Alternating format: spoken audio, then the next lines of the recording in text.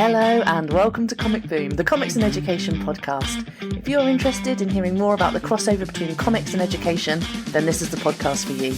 My name is Lucy Starbuck-Bradley, and each week I'll be joined by a fellow educator, an academic, a librarian, or a creator of comics to discuss their journey into comics and provide some inspiration to influence your practice. And hopefully as well shine some light on some titles you can bring into your libraries and classrooms and hopefully onto your bookshelves at home too. This episode of Comic Boom is sponsored by ALCS, the Authors Licensing and Collecting Society. And it is absolutely great to be back. We've got some brilliant episodes to share with you over the next few weeks.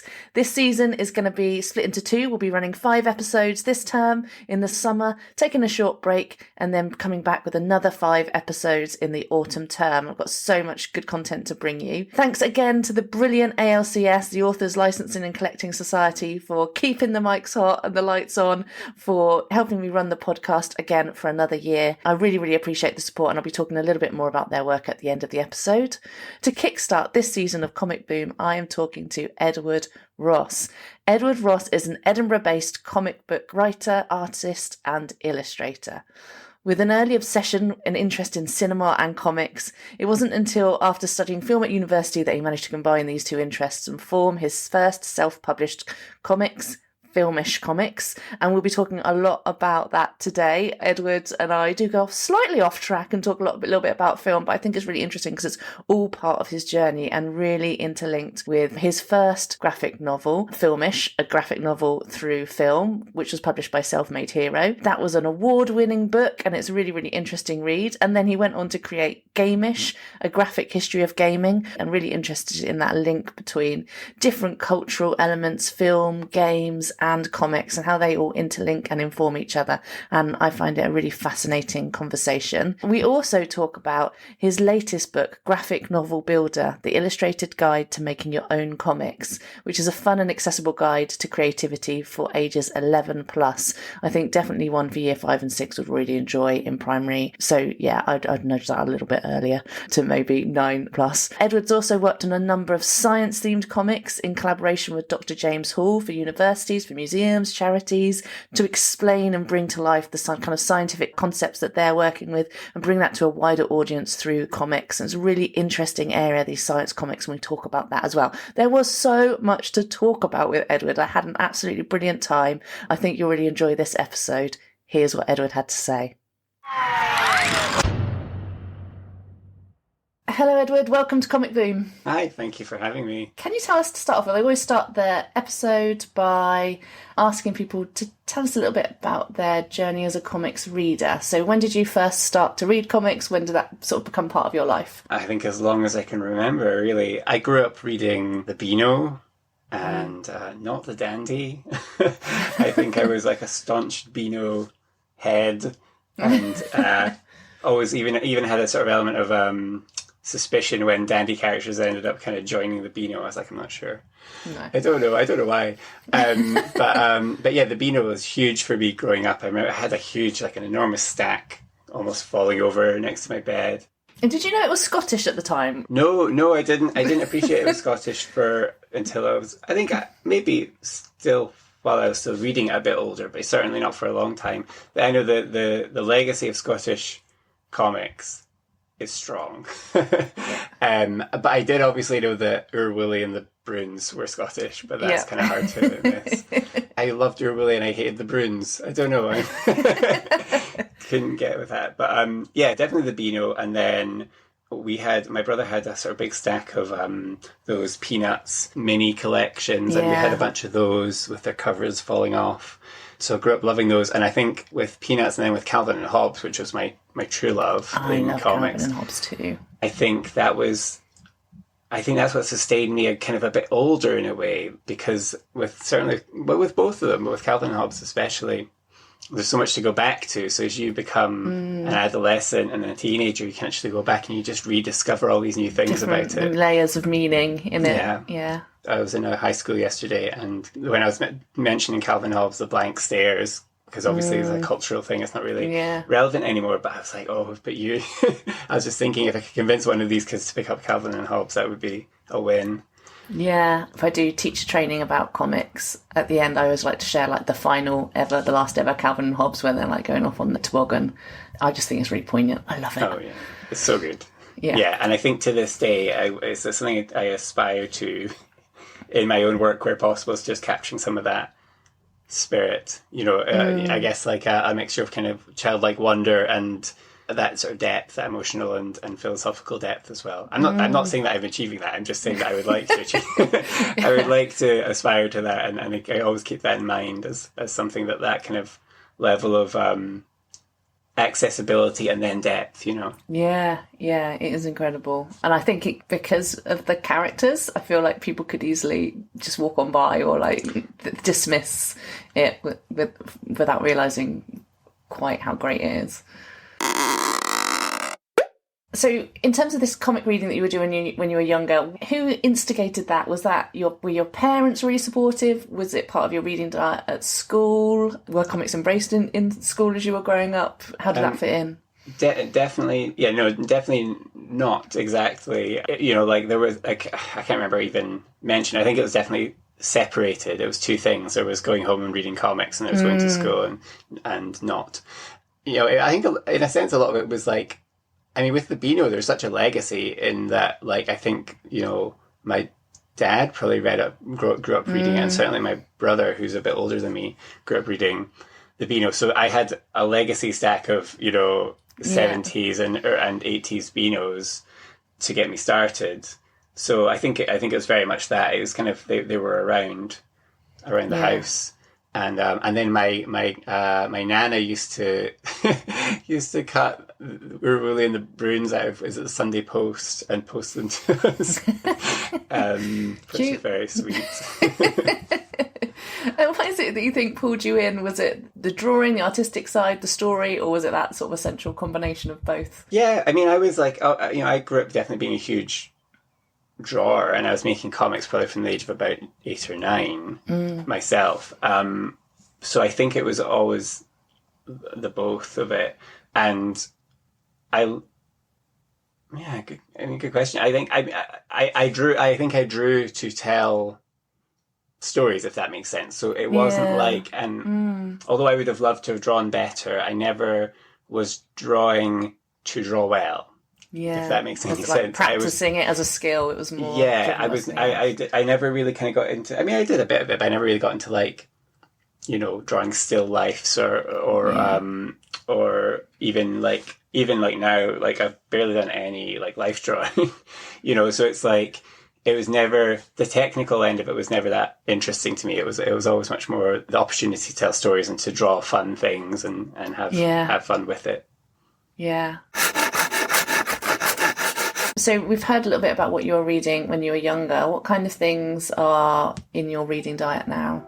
I kind of went off reading for a really long time. I think kind of post-university, I fell off all my good habits of reading and of even because I went to study film, and even like watching like interesting movies fell off for a while as well. It was like... Yeah, I did film at uni as well, and I still haven't really picked it back up watching films. I just like, yeah.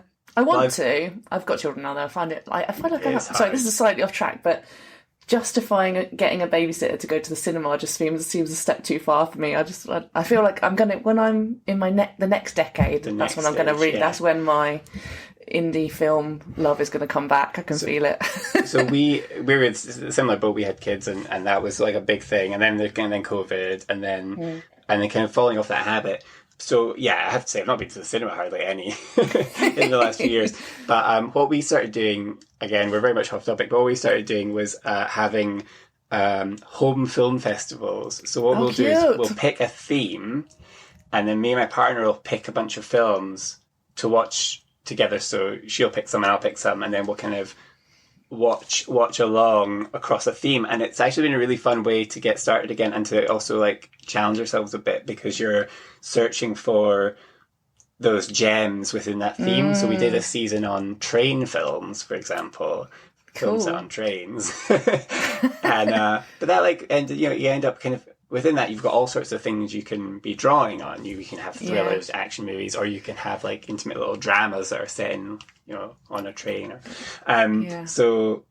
so that's been a really good way for us to get back into watching films. And what I found it really interesting was I guess through like turbulent political times and having kids and COVID and all that, it's like you often turn to entertainment for that kind of just like, oh, just let me put something on.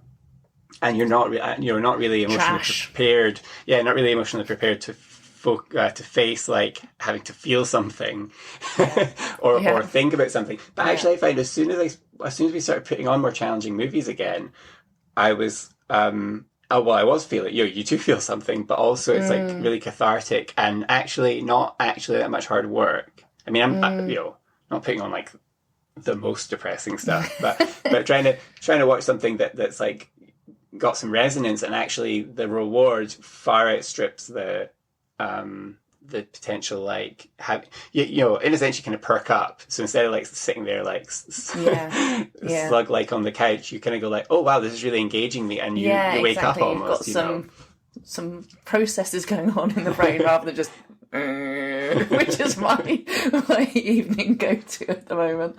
That sounds great. But film is relevant to your journey as a comics creator, isn't it? Can you tell us a little bit about how you got started in making comics?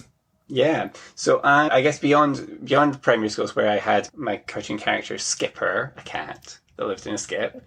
Adorable. So I had that character running for years. At high school, it kind of dropped off the comics making.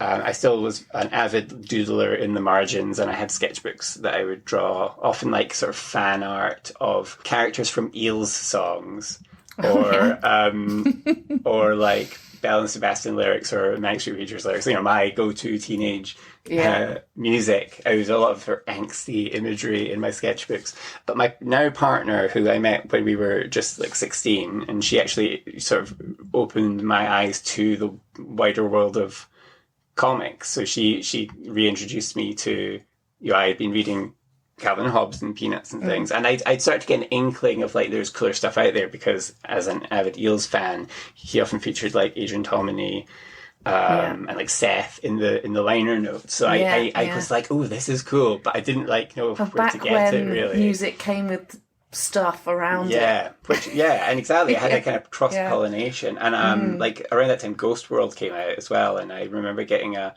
copy of Ghost World. But my partner was like, oh look, all the stuff that exists out there, and it was like completely eye-opening, and lots of like obviously very angsty teenage stuff, and a lot of superhero stuff as well. But it really started me on a journey, and she was on the same journey of just discovering this huge wider world of comics. And this is all through the libraries here in Edinburgh, that she would go out and pick up a bunch of comics, and we'd read them, and there was a really, really good selection. So that's really what got started on that kind of further journey into reading.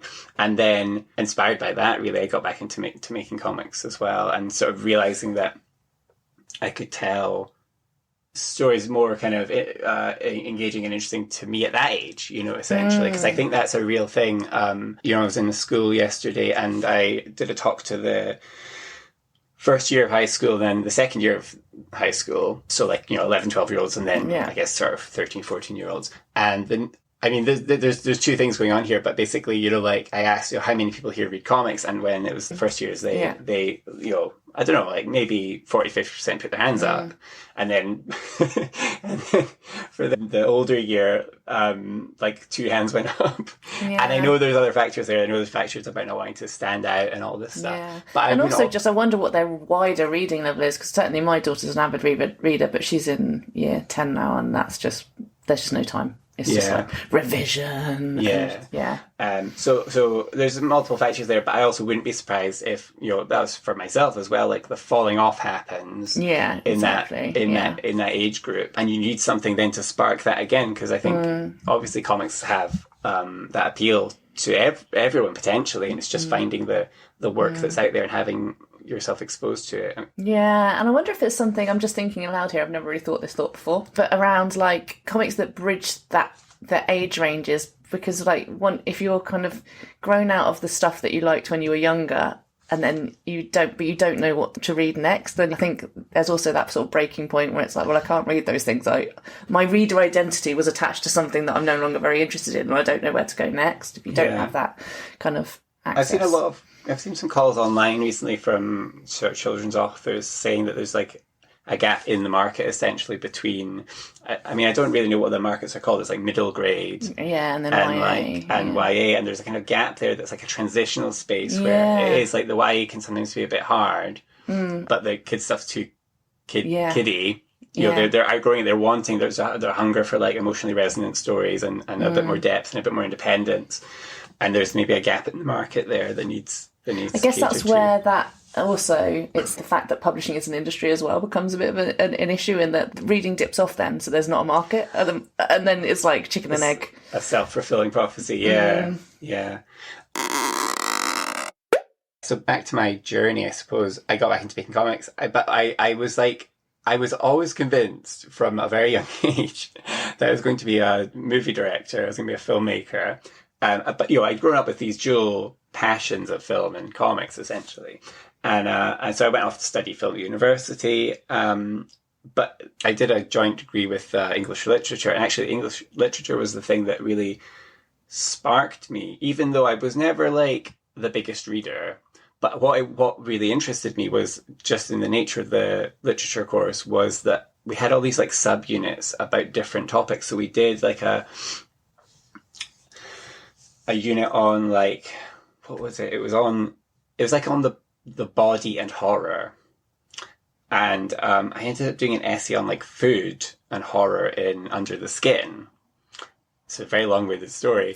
I'm loving the details. But that then, like, totally sparked something off in my mind. And because I was passionate about film, I was like, I'm going to take this kind of... Because the film course we were doing, it was never that granular. But it was never like, oh, we'll look at this little...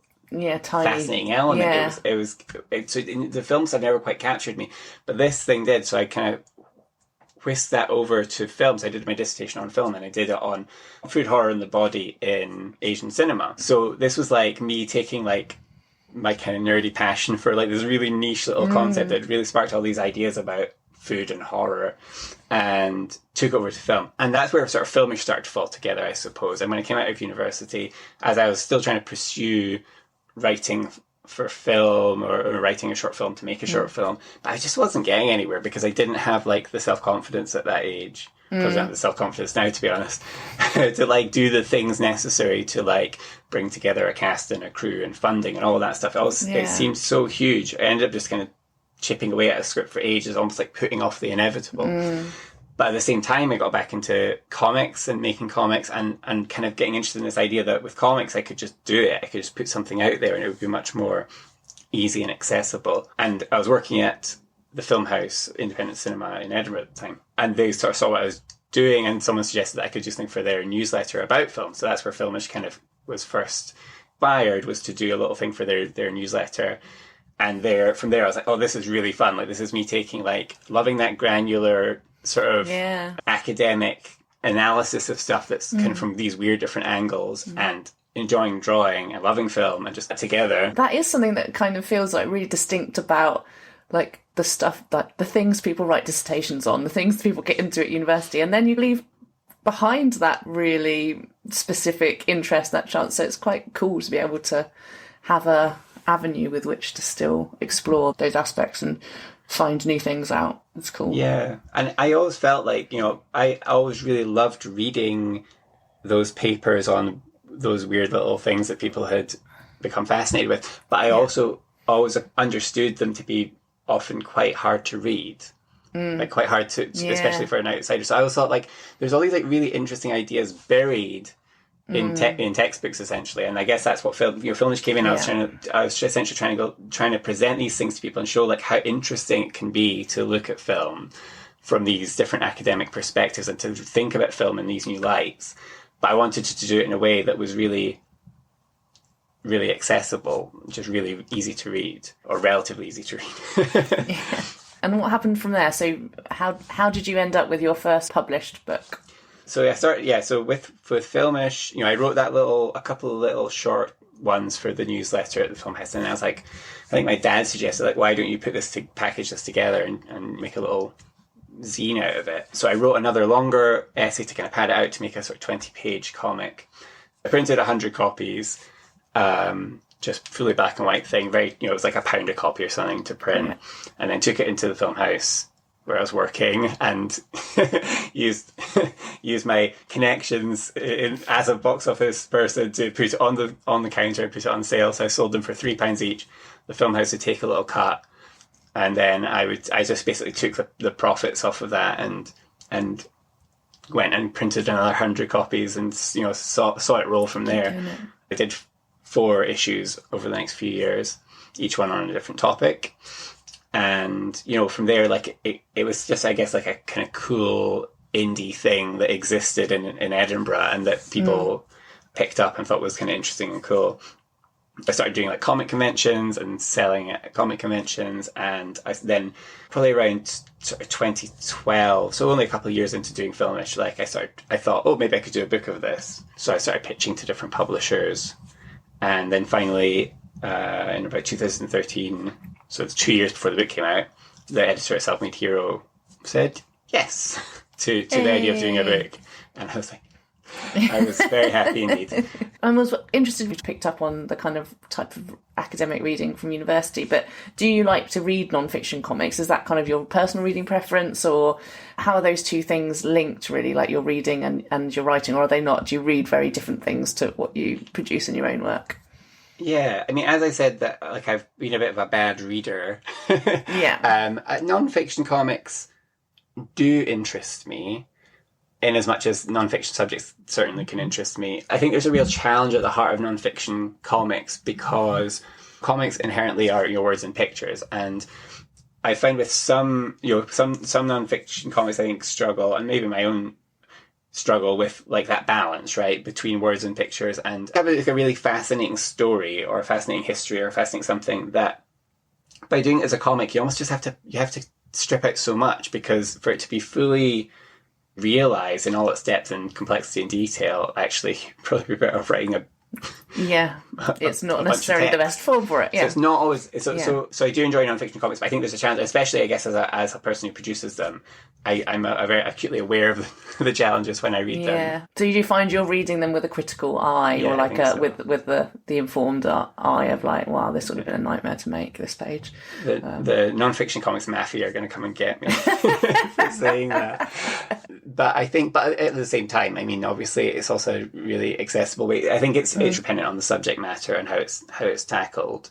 I mean, with Filmish and Gamish as well, there's probably like 20 to 30 pages of end notes of all the things I couldn't fit in. And I think that's like, I think it, in a sense, speaks to that tension of like all the things you have to miss out.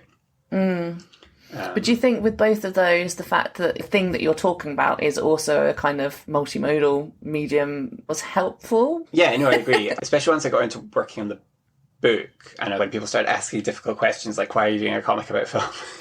Why are you not doing a YouTube essay? Yeah, you're translating the visuals of a film into another art form. But by doing that, you've got an opportunity to step backwards, so we sort of allow for a more analytical eye, and also kind of essentialize. So that's the kind of two things you're doing when I'm drawing these panels, is that it's allowing you to take that step back and be more analytical and frame it in a new way. And I think that when it comes to nonfiction comics in general, that's the opportunity, isn't it? It's that you've got an opportunity to do something with the pictures. So when done right, it's really amazing because you're able to pull on the power of the imagery and pull on the power of the words at the same time, which is something that just a textbook would never be able to do.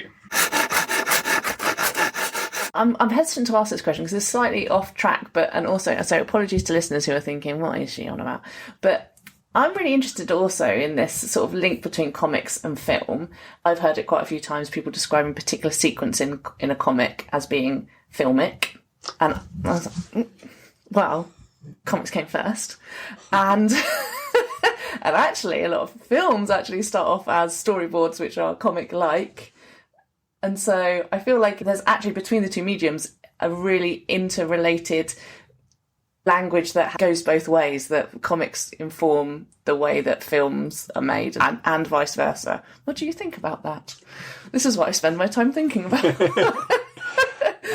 Yes. I agree. I think it's really interesting again, kind of going back to when I present in schools, and I sort of, one of the things I like to say is about how comics are essentially the extension of the oldest recorded form of communication, in that, like, the first recorded form of communication is like cave paintings. Yeah. I guess maybe some carvings and some little sculptures and things. I'm not sure of the precise timeline, but it's one of the very, very most fundamental ways that humans have communicated. And we kind of, I guess because humans like categorize, we're always kind of separating things out, aren't we? And we're like, well, this is this and this is that. But like, it's all part of this big long evolution, isn't it, of the cave painting through, which then kind of split into written language and continued as visual art. And then visual art eventually evolved into almost like lifelike paintings, and then this sort of desire to sort of chemically capture imagery through photography. And then that obviously very naturally led to taking multiple photos at very close timing to produce the illusion of motion through film. So it's all kind of like really interlinked. It's kind of no surprise that the language is really interlinked as well. And I like that what you're saying, that comics came first. And yeah, I'm interested actually, because I think there was a very specific time historically. And if you look at kind of comics or kind of they wouldn't even be proto comics, but this before the kind of those elements had really kind of coalesced around the panel and that kind of sequentiality. I do wonder what if you kind of took a comic. I've never looked specifically at a comic or that kind of image from 1895 and then the very first captured motion. Yeah. And like what similarities? Yeah. What are like the at similarities? What point did things like close-ups and particular different shot types? At what point did they start to come into comic language? Because in the ones that I can think of that I've seen of very early comics, it is quite. You're not seeing the same sort of suite of techniques as are in the visual storytelling now. Yeah. So I'm interested. Yeah, I wonder where they intersect. You mentioned Game-ish. I really enjoyed that book, and I'm finding out about something that I didn't really know about. Although I did get a game. I did get a computer game for Christmas. Oh, nice. Where'd you get it? Stray. You're a cat. Oh, cool, yeah. It's really good. I'm really into it.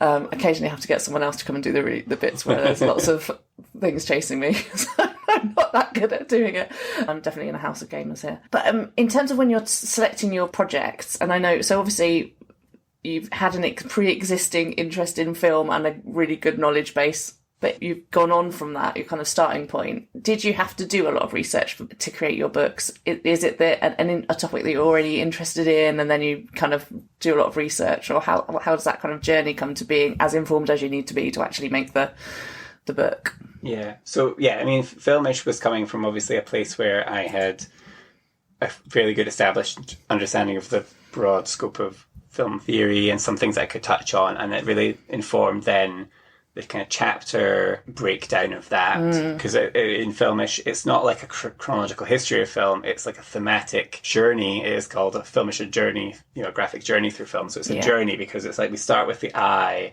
we move on to the body, and then it's like set design and architecture, and I can't remember what the chapter is. Time and power and all these, and technology. There's all these different themes that then I kind of crafted into something of a narrative. Ultimately there's something of a kind of logical structure to it, but within each of those chapters you're jumping around through time and you're making all these different juxtapositions. So I had kind of a lot of that though, because I had a fairly deep well of film knowledge, fairly deep well of like understanding of the different facets of film theory. So it was kind of a lot easier to get started and then to know roughly where to go to then track down the rest. With games, I mean, I didn't even get like a console until I was like in my 20s. I had friends who had consoles or PCs that could play video games. As a kid and as a teenager, I wasn't like a big gamer. I was always like wanting to get invited around to friends' houses so that I could go and play their video games or watch them play their video games.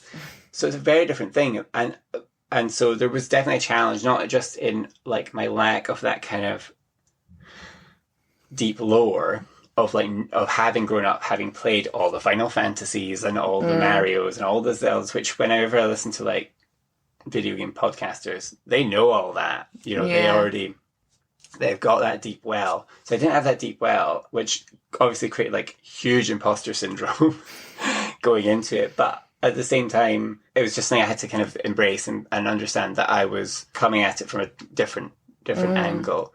But it was much more challenging. I think one of the things that's challenging, and it's really interesting, I mean, there's many factors again, but like I feel like Game-ish never really took off in the same way that Film-ish did. And I think part of the challenge, and I tried my best, but part of the challenge that I'm now aware of sort of 5 years since it came out, is games just don't really have a stable canon yet. So whereas film, we have more than 100 years of film history. I mean, even if you go back 100 years, you've almost already got like sounds in it. It's almost already coalesced into something, a language. So you've got this huge, deep canon from across the globe. And not only that, is a huge amount of it's available, and it's available on modern formats, essentially. Whereas with video games, you've got a much shallower history of about 60 years, but even then there is no chance of playing. You can literally watch the first, like the train coming into the station on YouTube. That has been preserved. Yeah. But like the earliest game really experiments, there's just zero. There's no chance you couldn't play it, and even if you could play it, it would be like a recreation. And then from there, just going forward, it's like some of the stuff survived, and some of the stuff's been updated to be available, but so much of it hasn't. So there's just this really complex thing where it's like it is. I guess it speaks to the fact that video games are art and technology. And as we all know, if you ever picked up like an old an iPhone, it would like look alien to you. You wouldn't be even sure how to use it to a certain extent. It would feel so old, and that's something that video games suffer from. Whereas if you looked at a film from 10 years ago, you'd be like, that's so neat. You can go back 40 years. I mean, we're still celebrating films from 40 or 50 years ago as feeling kind of immensely Jurassic modern. Park still looks good. I'm just going to say it. It looks amazing. Yeah. I mean, if you asked a teenager, they might not say that, but...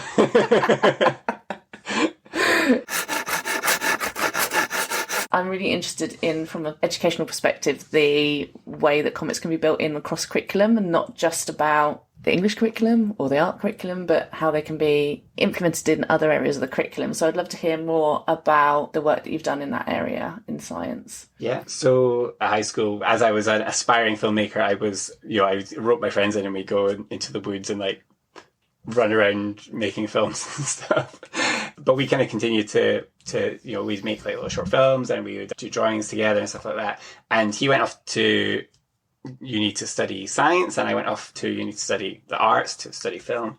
And then he was doing his PhD in Glasgow, and he found that there was like this little pot of money for public engagement in his department.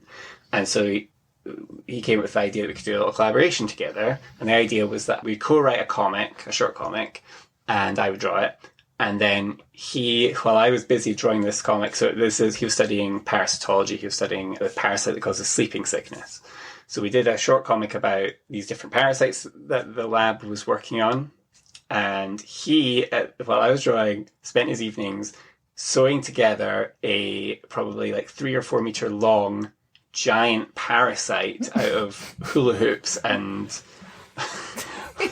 shiny material that we then took to the Glasgow. There was like a sort of Mela festival in Kelvin Grove Park, and so we took this almost like like a Chinese dragon on sticks. The scientists were sort of dancing through the park amongst all these other floats, and then we were handing out comics to people as we went.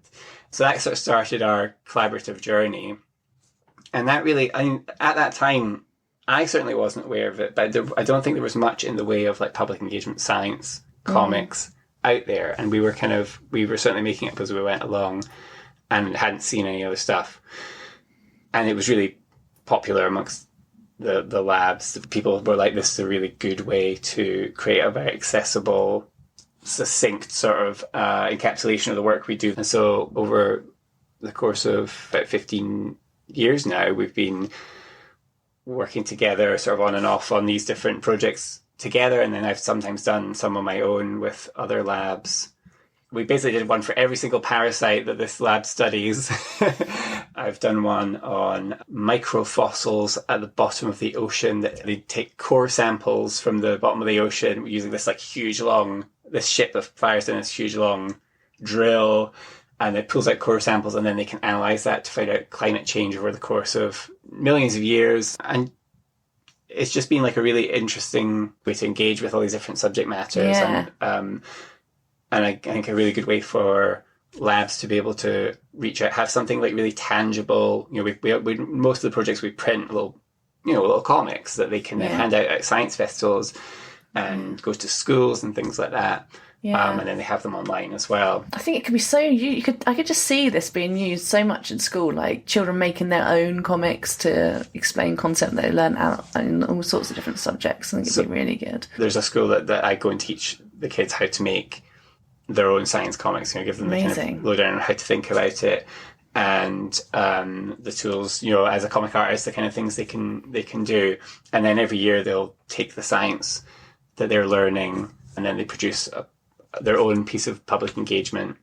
That's really essentially cool. And then I get to look at them all and kind of feedback to the kids about the work they've done. So it's really amazing, because I think it's like you're right, it's like a really powerful way, I think, to use comics in the classroom. I think there is such an untapped potential, because through making a comic, you're having to like think about what you've learned, you're having to sort of synthesize it and essentially boil it down and work it out, because you have to break it down into all these panels. So there's such a lot of learning that's done. I mean, for me, it's like, that's precisely what I do. Is when I make a science comic, when a lab reaches out to me, you know, we sit down, and I normally pair it up with a scientist, and I sit down and we work out maybe the structure, the types of things we want to talk about, and then I just get them to explain it to me. And if I don't understand a bit, I ask them to explain that. And I really dig into it. And so all that stuff never makes it into the comic. Yeah. But by me understanding it, I know I can then translate it to something that other people can understand as well. Yeah. In order to simplify something well, you have to understand the complicated version of it, don't you? That's the thing, yeah.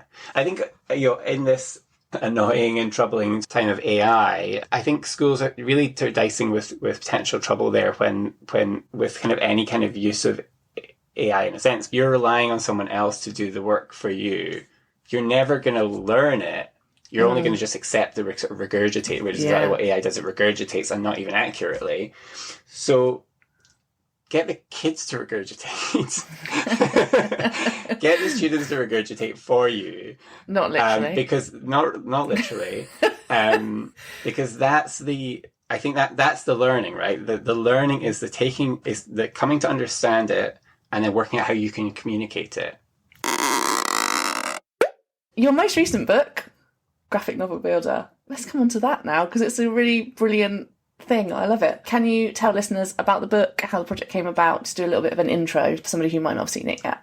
Yeah. So a Graphic Novel Builder is the illustrated guide to making your own comics, is the subtitle. And it's a book that was commissioned essentially by Collins. So they got in touch with me, interested in making a book for that audience. So they felt there was an underserved kind of, I guess, that kind of 11 plus, they said, you know, the young teenage and onwards age group. Because there's lots of books for younger kids about making your own comics, and there's lots of books, you know, there's like Scott McCloud's making comics, and maybe a bit older, a lot of quite good stuff for adults, essentially. Although I absolutely appreciate that teenagers can read those and get loads out of them. But they felt there wasn't something in the market that just captured that kind of budding teenage, like, wanting to be creative and wanting to make comics space that was like, you know, trying to make something accessible in that sense. And so they got in touch with me, and I was like, again, you know, as I said before, I'm obviously I guess like a lot of artists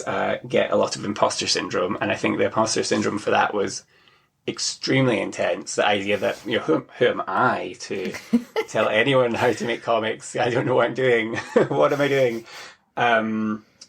So I really had to think about it. What have I got to offer? So what I kind of tried to tap into with it, and what you see in the book, is that I thought, well, you know, in my previous books, it's been me, you know, a bearded adult man.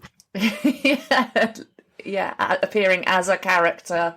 And like that, I was just like, that cannot be obviously can't do that. I mean, also because, and I take that, I very much a compliment people compare like, filmish and gamish to like Scott McCloud, Scott McCloud for film or whatever. But where if you put the genre and or like the subject matter and that technique together, it would be quite close. Returning back to source. But also just like, I think fundamentally, like what I sort of, while I was trying to find like, what's my voice here? What am I trying to achieve? And I was like, going back to thinking about, me as a teenager making films in the woods with my friends and doing all these great projects with my, friends I still get to work with. I'm really, so great that I get to work with my, one of my best friends from high school to this day. But I very acutely remember that feeling of being a teenager and being creative and what that's like. And also when I go into schools as well, it's just so delightful to meet young people who are creative and who have this like burning desire to make things. It's so amazing.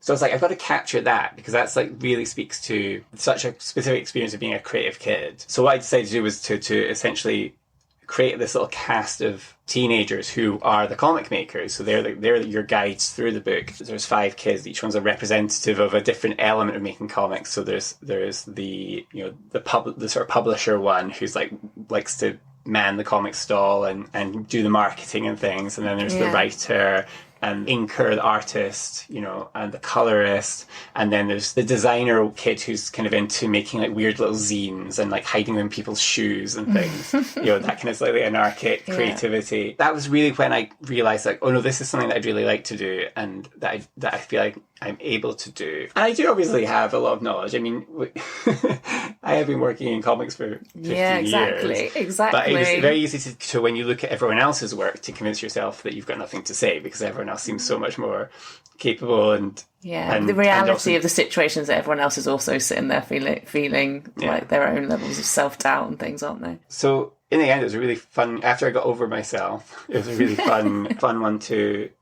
be offered to do and then to take kind of ownership of as well. And part of that was, I think their original vision for it was actually, it was going to be maybe a bit more like a workbook. So it was going to be, maybe like you could fill things in. And in all my wisdom, when, they also said, oh, we need this by, or we'd really like this by May next year. And in all my wisdom, I was like, yes, I will do it, but only if I get to make it all comics and have to draw it all and make it full color and turn it into like a graphic novel level piece of work rather than a workbook that's like I do a bit of writing and then someone does the graphic design at the other end. So I kind of made a rod for my own back by turning it into a bigger project, but I was really inspired to do that, and I thought of all these different ways that I could use comics to take the reader on a journey through how to make a comic. I think it works so well. It's great. I loved it. And I definitely recommend anyone listening. I think it could definitely sneak into the top end of primary as well, I think. The last 2 years of primary school. And then also the number of adults, even I feel like professional artists who've been like, oh, I found that really useful. I'm like, that's how great. Is that even but that's what I want to ask you. Like, did you also find out new stuff that because they've like comics is such a broad spectrum. Like, there have to be things that only apply in particular genre. Were there parts of the process that you unlocked as well through the process of creating the book? And in a lot of ways, like, because my previous 2 books and most of the projects I've done previously have been mostly not narrative, and I'm really interested in moving towards doing more narrative work. And I have been doing a bit more. Some of the science comics we've done in the last few years we've done the series called Luna and Simon. And we've basically been given creative license essentially because my friend Jamie is now high up enough in his career that he's running his own lab. So we're now working together as we want. So we've got a bit of creative license. So we went for like a real kind of, it's a bit of a Calvin and Hobbes homage. This little girl and her big brother, and they go on these like adventures in science together. So I've been working slowly towards being much more of a narrative storyteller through comics, and I really enjoyed that as well. I think the reason that I, for so many years, shied away from it was because I never felt confident in drawing the same thing twice. So Filmish was perfect for me because although the only thing I'd have to draw twice would be myself. But basically the credit I can give myself is realising the hack for drawing things more than once. Because I work digitally, I just draw a character sheet for that character, like a turnaround showing all the different angles on them. And then I use that as a basis for the next drawing, which I didn't realise until like 3 years ago that I could do that. And it feels like a cheat. You know, so many people are so amazing at drawing stuff from scratch each time. I save so much time by at least having that basis that I can put in there as a rough in the background that I can then use as the basis. And then the other element that I feel like I really learned and was forced to learn was colouring, because I've never been a confident colourist. I'm still not really a confident colourist, but I'm getting there. And that was, a lot of it was to do with having to work out how to teach the reader the basics of colouring, which is something I never went to art school. I never really learned. And when I picked stuff up, I often end up creating very like muddy colours, or because of the nature of colour theory, where like one colour next to another colour changes your perception. You can put in a colour going, oh, that's a vibrant colour, and put in another colour, and suddenly everything's really muddy. And I never realised what was going on, essentially. So really working on the colouring sections has helped me a lot, because although it's quite stripped back and simplified information about colouring, I think it helps me just to be able to refer to you know, a few simple points, and your colouring confidence can really grow. Yeah, I think there's so much in there. I just think it's something that people can go back and keep dipping in as well. You can access the information and have a go, and then you can come back and like, right, now this time I want to really make sure I get my colouring right, or get my character silhouette right, or whatever, and keep going and dipping back into the information. I think it's great. Really good resource. So at the end of the episode, I'm going to pick out a few kind of highlights or messages or something from your expertise or your experience going into schools that teachers, educators listening, librarians might be able to put into practice in their own settings.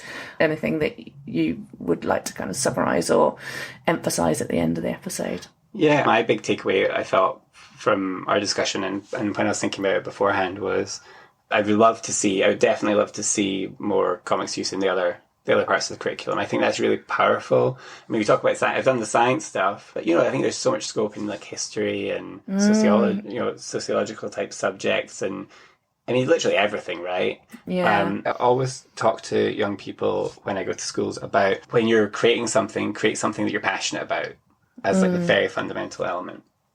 And I think the good thing about comics in a sense is that, you know, a lot of young people will struggle with certain subject matters, you know, the subjects in school. Like they might not enjoy X or Y subject at school. Yeah. So by bringing in something like comics, which they might have a passion for, or that brings quite a lot of fun, because even if you're not passionate about comics, there's a kind of certain anarchy and like fun to getting to do something like a comic. So I think it's a really good way to engage anyone, but engage students with a new way of looking at a subject that they might not be enjoying as much. So there's a way to bring something in, and from a teacher's perspective, hopefully like lightening up the curriculum a bit and adding a little twist on things for them, but also from a teacher's perspective, it's a really good way to see their learning. That's the thing, is that you can see their learning through the thing that they produce. It's providing those opportunities as well, isn't it? So providing the option. So potentially, I mean, you know, I realise that teachers are really stretched and that they might not always have time to put this into action, but, you know, potentially having the option to make a comic as your response to an essay question or something. You don't need to draw. You can draw on little stick figures if you want. That's fine. They can be stick figures, and you can do the close up of the stick figure and the far away. If that's going to be a barrier for entry, because some young people won't find confidence in their drawing, which is a shame. I feel like whenever I go into schools, there's always one or two kids in a class who are like, I can't draw. They can draw, but like there's a kind of barrier where it's like they feel ashamed of like. Yeah, it's a thing. It's a bit, for me, like people talk a lot about in education about kind of confidence in maths and how that dwindles, and I think drawing is another one of those things. You know, young children aren't embarrassed about whether their drawing looks like something or not. They're really free and just making marks, and will tell you what it is, and it's you that's daft if you don't know. It's not their drawing that's wrong.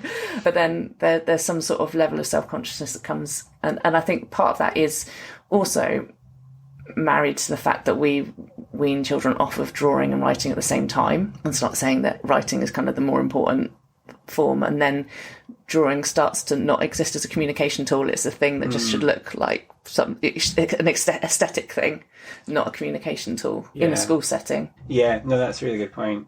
Yeah, that is maybe where comics can come in really useful, is because you can say it's about communication. You're using images to communicate, And it doesn't need to be super realistic or anything. It's just about communicating. And then also, I guess you can say, like, think of it as like the planned version that you then present to the professional artist or whatever. You can call it like the rough draft, but make sure it contains all the information we need. Yeah, that's a good way of thinking of it. Brilliant. So finally, this one stumps people quite often, but if we were to add one comic or book, brackets about comics, to our to-be-read piles tomorrow, what would you recommend that we read? So I was going to recommend I Shall Never Fall in Love by Harry Connor, which is a book that shares a book birthday with me. And not only that, but I met Harry at the bookshop when they were going in to sign their books. We both came to the bookshop at the same time. And I was like, happy book birthday. I love that. So it's a queer Regency era romance. So it's like a kind of queer Austen kind of story. It's sort of, almost like Austen meets Alice Oseman. Yeah. And it's really fantastic. And also what's really fantastic is they're speaking to what we were talking about earlier, is that the back of the book has all these notes about how they researched the book. So because it features like a trans character and a black character as well, it dispels myths about the non-existence. There's all these myths about the past was like straight and white essentially, but actually obviously all sorts of people have always existed. So it's actually sort of at the back it says like it goes through the research that was done, and then also amazing research about like locations and clothing and hairstyles. So all speaking again as well to historiography and comics and stuff. So not only is it like a sweet romance, for a sort of YA audience and adults, it's also like really, really well researched and shows that research at the back. So for the history nerds, you can go to the back and get all that. I mean, I put that in Filmish as well, but I love that. I love going to that and like getting the kind of behind the scenes. So that's a great added value. That sounds great. My daughter would definitely love that, so I'll be trying to get hold of a copy of that for her. She'll really enjoy it, and I'm sure I'll read it too when it comes. That's my secret comic buying route that there's only so many I can buy for myself, and then I start buying them for my children. The ones that I want to read, because I'm here to be generous and supporting my children's reading. But that sounds amazing. Thank you so much, and thank you. I feel like that's been such a good conversation. I've really, really enjoyed it, and I've loved the level of geekery that we could get to. So thank you for being my match on that. I really appreciate it. There you have it. Thanks so much to Edward for spending time with me to talk about all of the things that interest him. I really loved it. It's been so great to get back into recording the podcast, back into conversations with people. I always find I learn something. There's never a conversation I have where I haven't been kind of nudged to think of things in a slightly different way, or think of how things could be applied in a different way in the classroom. I find it really, really interesting. So thank you, Edward, for all of your great insights. Excellent recommendation there too. I'm going to add my own recommendation, and I've been reading quite a lot of books recently. I've been doing some judging for some book awards, but one that I've straight away been recommending it to other people, and I know that it's picked up some accolades recently as well, winning the Waterstone Children's Book Awards, is Rune, The Tale of a Thousand Faces by Carlos Sanchez, published by Flying Eye.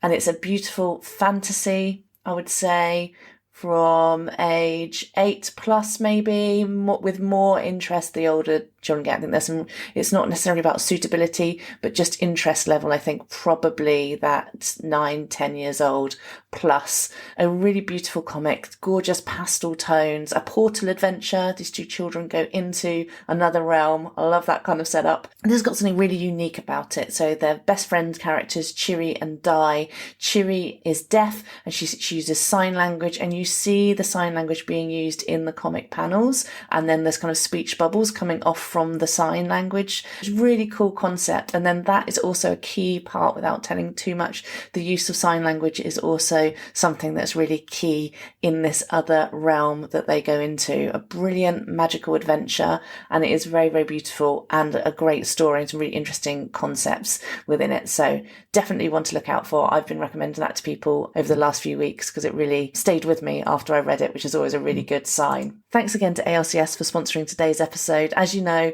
we often have writers on Comic Boom, like Edward, speaking about their work, and ALCS is a not-for-profit organisation supporting its 120 120,000 plus members to collect money for all of the secondary uses of their work, things like photocopies, digital reproductions, even the book being used in education. And they also provide some really fantastic resources to support educators to explore topics like copyright and plagiarism in the classroom. And you can check those out on the links in the show notes on the ALCS website. They've got some excellent educational resources there, which I think is really important, especially in this age of AI, that we think really carefully about plagiarism and making sure that creative individuals are credited for their own genius, essentially, and not just ripped off. I always get I feel a little bit sad when I see these things like, recently there's been a big trend of producing images in the style of Studio Ghibli, and that's somebody else's genius there. Don't rip it off using AI. So there's lots of different resources available for teachers on the ALCS website, and over the next few weeks, I'll be highlighting a bit more of their work. You can also go back. They sponsored the last season of Comic Boom, and there's some interview on the end of the last 3 episodes talking to Barbara, their CEO, about their work. And we talk about AI and then the importance of putting some parameters to ensure that people's work is protected in the age of AI. So I found that a really interesting conversation. You can go back and listen to that, and I'll put those links in the show notes too. But as for me, since the last episode, quite rightly, there's been a real shift away from certain social media platforms. I'm still going to be promoting the show on X because I think that's where most people hear about it, but I am also going to be trying to bring in some new social media platforms into the mix as well to try and reach as many people as possible. So if you can share the podcast, we're on Instagram, we're on Twitter, we will be on Blue Sky. I will get that sorted. And do let me know, drop me a message if there's a platform that you think will be really, really good for getting the word out there, reaching teachers, librarians, anyone interested in comics and education. Really love to have a bit of feedback on that, because I'm wanting to move away from quite toxic social media sites, but still obviously think that the work of the podcast is really important, and I want to help it find its audience in the best way possible. So yeah, do drop me a line if you've got any suggestions. And as always, your recommendations, sharing with your colleagues, sharing with people that you know might be interested, is always really important, especially at the start of a new season. So if you can do a bit of liking and sharing, I would love you forever. That's it from me this week. We'll be back with another episode next week. You've been listening to Comic Boom with me, Lucy Starbuck Bradley, the producer and host. Thanks for listening.